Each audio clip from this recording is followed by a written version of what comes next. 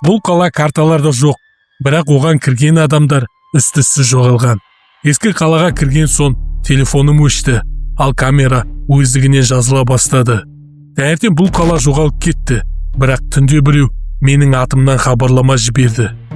Осы видеоны соңына дейін көруге кеңес беремін. Сәлем, қорқынышты оқиғаларды сүйетін көрермен, арнаға тіркеліп қазақша контентті қолдап кет.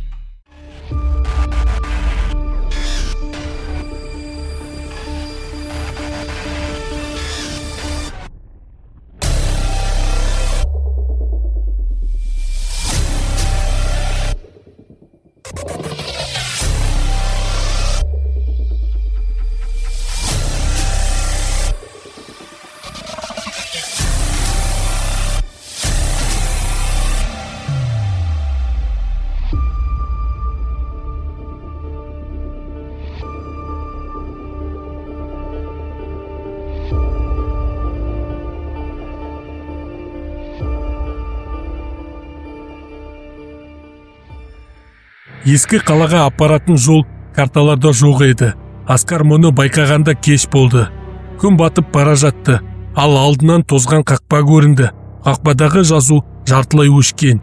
Кірген адам кетпейді. Жел соққанда темір қақпа өздігінен сықырлап ашылды. Сол сәтте Асқардың телефоны өшіп қалды. Артқа бұрылып қараса, жол жоқ, тек қою тұман.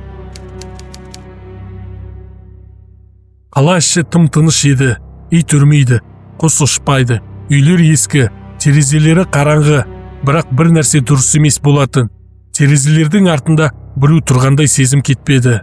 Асқар жүріп келе жатып, тас жолдың ортасында жатқан ескі сағатты көрді. Сағат жүріп тұр, бірақ тілі артқа айналып жатыр. Сол сәтте артынан сыбдыр естілді. Кеш қалдың. Бір үйдің есігі ашық тұр екен. Ішіне кіргенде үстел үстінде шам баспаған ыстық шай тұрды, бірақ үйде ешкім жоқ. Қабырғада суреттер ілулі. Бірінші сурет бейтаныс адамдар, екіншісі сол адамның көздері қара, үшіншісі Асқардың өзі. Суретте оның артына бір қара силуэт жақындап келе жатты. Көшеге шыққанда оларды көрді. Адамға ұқсайды, бірақ көздері тұп-тұнық қара. Олар үндемей тұр, тек бастарын бір бағытқа бұрып қойған. Сол бағытта үлкен алаң бар екен.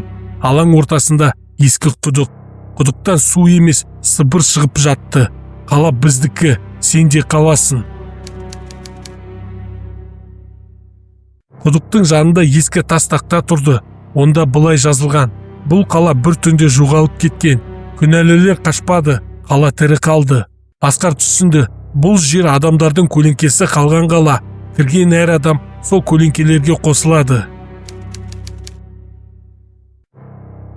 Асқар жүгіре жөнелді. Артынан аяқ дыбыстары естілді. Көшелер өзгеріп жатыр. Үйлер жақындап келеді. Жолдар жабылады. Тынысы тарылып, қақпаға жеткенде темір есік қайтадан жабық тұрды.